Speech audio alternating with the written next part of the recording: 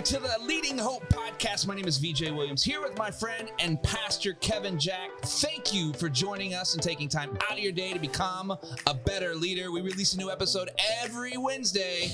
You can get that on your favorite podcast platform. I know Kevin loves podcast platform. I wonder what people think when we say podcast platform now.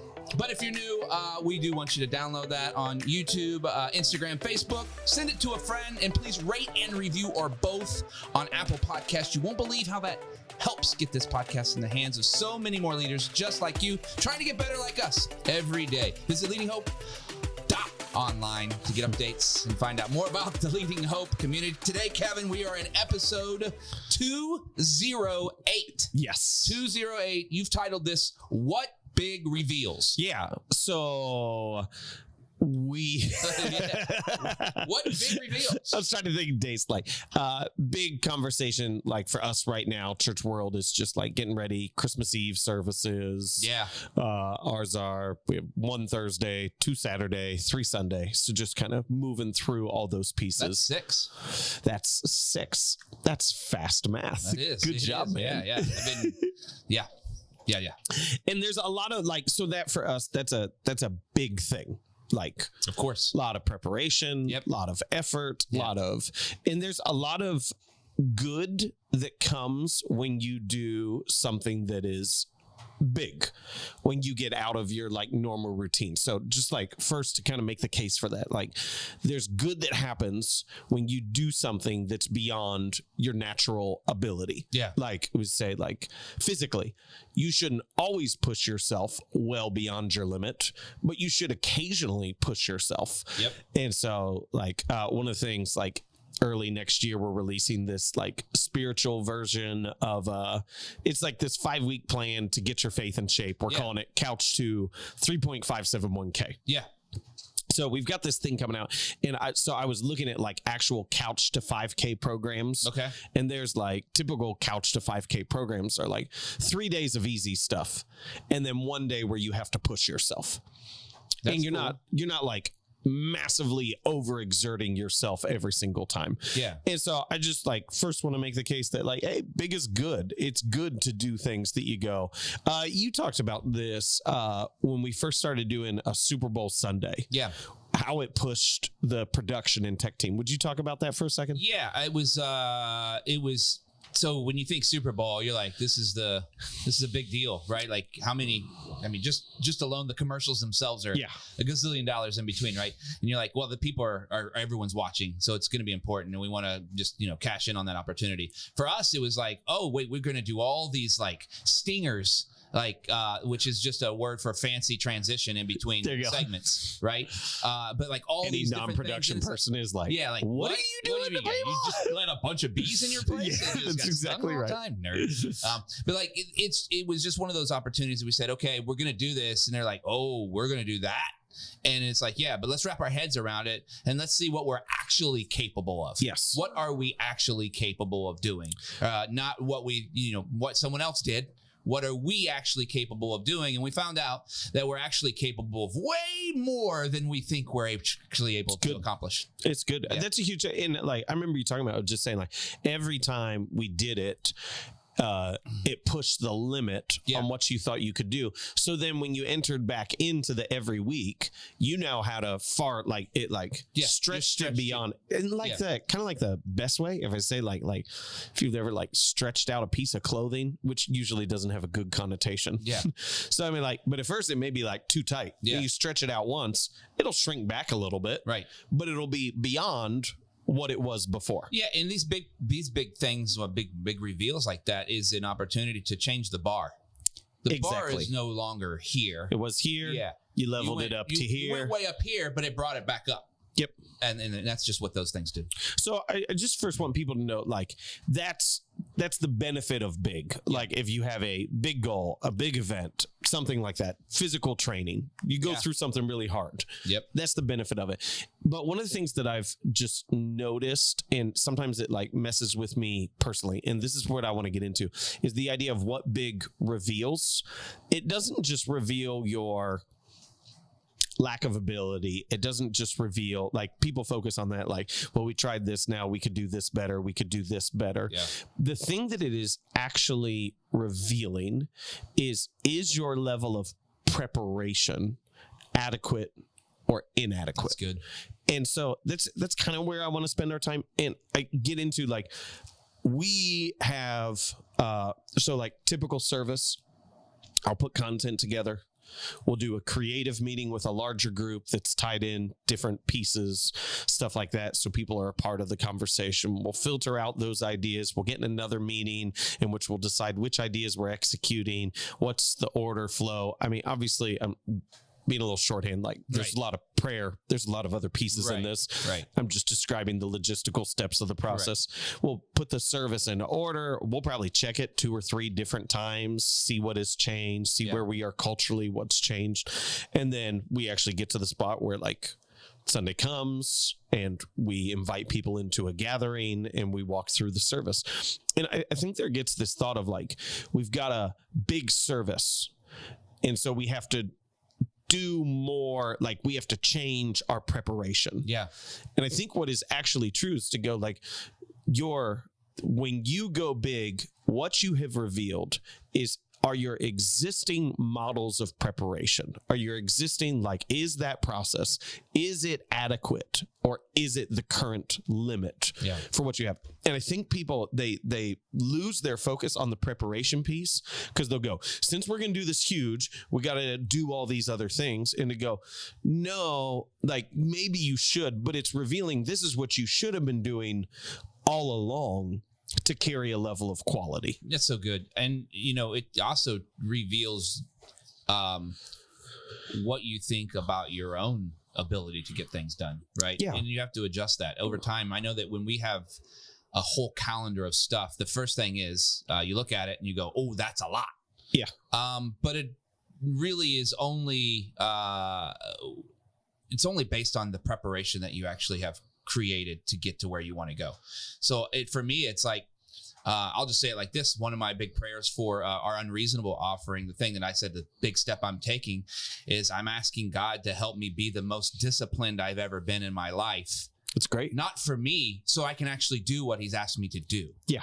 Right. That's like great. Not just so I can be, it's like, so, and the only reason is because I'm looking at something he's asking us through a vision that he's given our church. Yeah. And he's saying, hey, I want you guys to be able to really fight for the one. Yep. Like not just kind of come play church and just kind of hang out. And I'm not saying that's what we did or what we're doing, but, like, in order to do these things that you're going to do, you're going to bleed, you're going to scratch, you're going to claw, you're going to rest, you're going to all these things, but you're not going to do any of that unless you've actually prepared the way.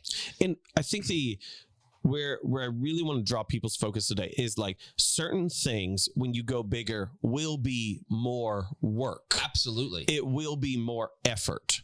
But if it has to be a different process, so we can say, like, just walk people real quickly through, like, message preparation process. Yeah. Like, if I'll, like, open up a Evernote note and just put some initial ideas down, I'll find a tension that I really want to dive into. Most people are like a topic. I'm not looking for a topic. I'm looking for a tension, because topics aren't interesting. Right. Tension is. Yeah. So I'll find a tension. I'll find a passage, and then I'll get on, like, Monday and I'll work through the initial pieces of that passage and kind of outline it. And then I'll go on Tuesday and I don't write it out. I draw it out, which is a whole nother conversation at another day. But, like, I'll go through that, and then I kind of shelve it for a day. I just want to let it sit, and then I'll pick it back up Thursday. I'll go through it hard so I know it. Friday, I don't touch it. Saturday, I'll work through it. And then Sunday's the same. Sunday, I'm typically up at 5:30. I work out real quick just because I want to, like, have my lungs be open, do stuff. I walk through, I sit down and I'll just write out the key ideas. Like, why does this message matter? What am I trying to communicate? What are the things I need to be aware of? Like, I'll write through those. I get to church. We do rally. We walk through the service. We gather with a group of guys and pray. Yeah. I drink a bottle of water. I go out and meet some people, and then it's service. And just to, like, look at that, like, I walked through that. I kind of got that a little years ago when Michael Phelps was in the Olympics. Oh, yeah. They talked about, like, I forget, it was like 3 hours of preparation. Yeah. It was just like crazy. And his thing was, he goes like, when I know my preparation process, I just feel this sense of momentum leading up to the event, that as long as I do all these things right, I know exactly what I'm going to do. Yeah. So here's my, like, the point I'm gonna make is like, it doesn't matter what service it is. It doesn't matter if I'm talking to 30 people or if I'm talking to Christmas 3,000 people. Yeah. My preparation process is the same because it is adequate for the size that we're doing. Yeah. And there are certain times I may put more effort into different pieces, but I'm not changing my process. Yeah. Are you, that's great, because I think that's what people think they need to do. Like, yes, this doesn't work this way because I'm doing something bigger. No. You need to do the same things. If it doesn't work because it's bigger, what it shows is this is what you should have been doing all along for everything else. Yeah. And I think that people, it's so funny because like, man, you look at like music artists, like they show up, they're like, oh, you guys are, and look, are they spoiled in certain circumstances? Sure. And they show up and they've got the green room and they're eating the snacks and they got everything laid out that they ever asked for. Yes, all that happened. But they did some grinding way before that show. Absolutely. Like they grinded to get to where they are. Like there was lots of things that they went through to get to those spots. And I'm thinking, why is it for not just church people, just people in general, that teachers, the healthcare field, all of those places, it gets to the day they have to give the test and they're like, oh, I had to prepare so hard to get these people ready, or whatever the case may be. What is it something that they need to take a step back and look at that will help them know that the big reveal is different on the other side of the preparation? Well, it's the process teaches you, like, I really believe like Michael Phelps' statement was like, everything I do in warm-ups is momentum towards the event. Yeah. And so I just go like, the process is your momentum. Yeah. Like knowing that no matter what it is, I know the process it takes to get there gives you comfort, like in the best way. Yeah. I'm all for being uncomfortable. Yeah. But gives you this sense of like, I know how to do this.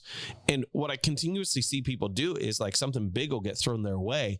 And it's just like, how are we going to do it? Yeah. It's like, well, you should know how you're going to do it. Yeah. Because you've walked through the smaller stuff. Yeah. And so I think it's like one of two sides.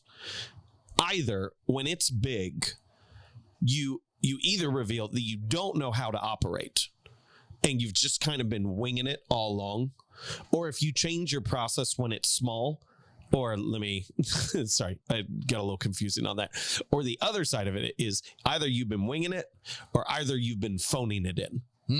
And you just go, well, there's only 50 people, so we don't really care. Right. It may be different levels of effort within the process. So for Christmas Eve, we do a little more. There's a little more videos. There's a little more creativity. There's some other pieces. So there's some extra work. But our process is exactly the same the whole way through. Right. I know that we're getting into a lot of the preparation because that's what it really reveals. But like, I think it's interesting because what's like for what we believe is really big, it's not like some people think is different than really big. Like some people think that, hey, I've got to get ready for this test. Yeah. Well, is this the first time you've ever taken a test? Exactly. Like exactly. Do you know what I mean? Like it's not like the first time you've ever had to take a test. It may have been a while since you've taken a test, but you've taken a test before. What's your preparation process to get there? What are those other things that people can take from this episode that say, hey, not that everything is big. Correct. But to actually believe that everything is big. Correct. So your preparation matches that. Correct. At the end of the day. I didn't have a question there. But no. What you're saying is really important because like people... The thing that people don't miss is the natural processes that they've established. So let me give our example, and then I'll hopefully jump it into others and press me on this if I didn't get it clear enough. Is like we started doing a weekly run through the service. So we talk through the service on Sunday morning, but on Thursday we run through it and we have the hosts get up and Talk the whole way through it. I don't preach the whole message. I go through all my slides. We make sure everything's in sync. Because I can't remember which one it was, but we had a big service and some things were off. So we did not implement a weekly run through for the big service. We implemented a weekly run through for every service. Because we said the big revealed that in one area of our process, it was insufficient for what we were trying to do. So that implementation came every single week, and now it's part of who we are, and it's catching things we shouldn't have otherwise. So let's go test route. Your preparation will be different, like in terms of effort for a final exam, than it is a quiz. But your process should be the same. Good. And so like you're going like, I have a quiz coming up. Okay. So it's been a long time since I've taken a test. I'm doing like only papers now. Let me just give that category. So if I'm writing a paper, I have to go through, I've got to identify sources. I put together an annotated bibliography. Oh, I love the annotated bibliographies. Come on. Does everyone love those? Give it up for the annotated I knew it was happening as soon as I said. Who's it on? Who's the annotated bibliography on? Yeah, is it on you? No, like... You want to talk about it? No. That would have been fun. An annotated bibliography is basically, it's like a bibliography with a summary of what the source has said anyway and the contribution they could make to the paper. Yeah, I wanted to know who they were. It's whoever's in the bibliography. So I do that, annotated bibliography, outline the paper with implementing the sources of the annotated bibliography, and then I write the paper. It doesn't matter if it's a final paper or if it's an initial paper. Now, for the final paper, if it's a 50-page paper, that's a lot more time. But my process is the same. And so I can walk into it and I can go, I know how to do this because I know that my process is sufficient, even though I may need to allocate more time. And that's exactly at the end of the day what's not happening or is happening. Is that because something even if you've done it before, you feel like you don't have to go through the process. Exactly. And then eventually you start performing at a percentage of what you're capable of. So you guys recently, and shout out to Matt Dees, who's over there right now. Like you guys recently came up, and I'm pointing to Matt, as well. Came up with a production checklist. How many items is it for every Sunday? I'm joking with 271, but there is a lot. How many is it, Matt? Do you know how many there are? It varies on the position. But I mean, total, there's like 15 positions on a Sunday morning. Rough guess on total. Probably 100. It's and probably more than that. I would say it's close to 150. So like you have this massive checklist that your whole tech team goes through on Christmas Eve, Easter, Super Bowl, and Best Sunday Ever? No, you do it every week. Single week. And I think like people, they're like, oh, we've got this huge event. What are we going to do? Well, do you know how to run a small event? Because it should be the same. Like the effort is more. But it should be the same. And then the thing that makes me nuts is so good right now. Is people will get into like, they'll do something big. They'll realize their process is insufficient for the level of excellence they have. They'll change their process. And as soon as they're out of their big event, they'll revert back to an inferior process. And it's just like, no, that's the benefit of big is it makes you up your game. And the thing that what you've just I've realized in what you're actually saying is like, we don't just, and then when we coach this is that for Matt, it's not just going to be for his production team on Sundays.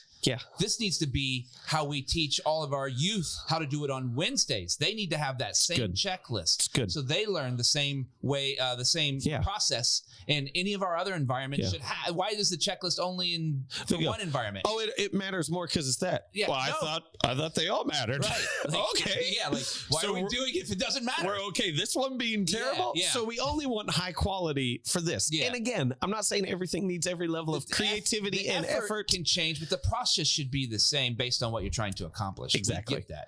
That's so good. We're out of time almost here. Anything you want to wrap this episode up with? I just want to encourage people, like if they've, especially church leaders on this, to go like, hey, Christmas Eve came up. Did you do something different? Why? And if you know why and it made it better, why would you revert back to the way in which you did it before? Keep it. That's so good. That's it for episode 208. What big reveals? Now I get it. It took me a second. I'm like, what? It's all good now. If you're new to the podcast or haven't yet subscribed, it means the world to us. If you did that now, also post about it, rate and review, or both. You won't believe how that helps get this podcast in the hands of so many more leaders just like you, trying to get better like us. And we love hearing your stories of how the podcast is working in your life and business. If you have a story, visit leadinghope.online. Send that to us. We'd love to hear from you. And remember, everyone has 20 minutes to learn to become a better leader. Make it count. Woo!